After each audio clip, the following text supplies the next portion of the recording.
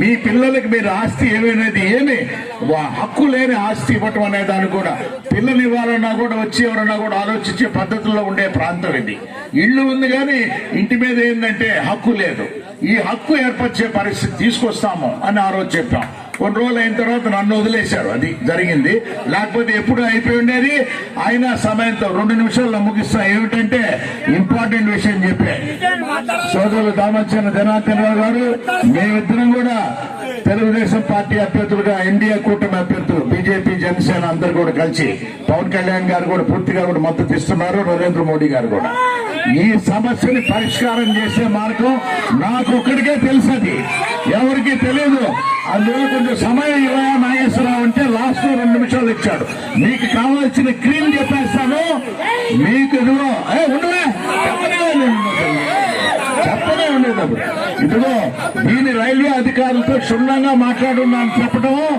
మీరు కట్టగలిగినంత వరకు మీరు ఏంటంటే డబ్బు ఒక నిర్ణయం చేసుకోండి. తర్వాత ముఖ్యమంత్రిగా చంద్రబాబు నాయుడు గారు కాగానే జనార్దన్ గారు మేము వెళ్లి ఇక్కడ స్థలాన్ని వేరే దగ్గర ఆల్టర్నేటివ్ ప్లేస్ గానీ ఎక్కడలాగా చూపిస్తే రైల్వే అధికారులు ఏంటంటే ఇక్కడ ఫ్రీగా వదిలేసేదానికి కూడా వాళ్ళు అనుమతి ఇచ్చున్నారు. కానీ మళ్ళీ వీళ్ళందరూ కూడా నా దగ్గర రానందువల్ల నేను ఏం పట్టించుకుంటాం, మనం వస్తేనే కదా చూసేదాన్ని. ఎందుకేంటంటే మా అన్నగారు కీర్తిశేషులు మాగుంట సుబ్బరామరెడ్డి గారు, పెద్దలు దామచర్ల ఆంజనేయులు గారు, పార్వతమ్మ గారు ఈ సబ్జెక్టు చూసి లాయర్లు కూడా చెప్తున్నారు. గోవిందయ్య గారు, సుప్రీంకోర్టులో మనం ఓడిపోయాం, మనం ఓడిపోకుండా ఉండాలంటే లాయర్లు మేమే పెడతామని చెప్పారు కూడా మా గోపాల్ రెడ్డి గారు కూడా చెప్తే ఎవరు రాలే. అప్పుడు అయినా ఏంటంటే ఈ అలసత్వం పోయి ఇప్పుడు ఒక నిర్ణయానికి వచ్చాం కాబట్టి మాగుంట కుటుంబం దామచర్ల కుటుంబం చెప్పిన మాట చేస్తాము.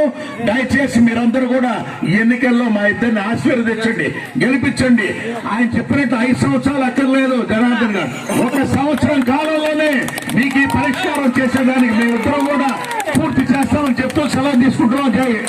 చాలా సమయం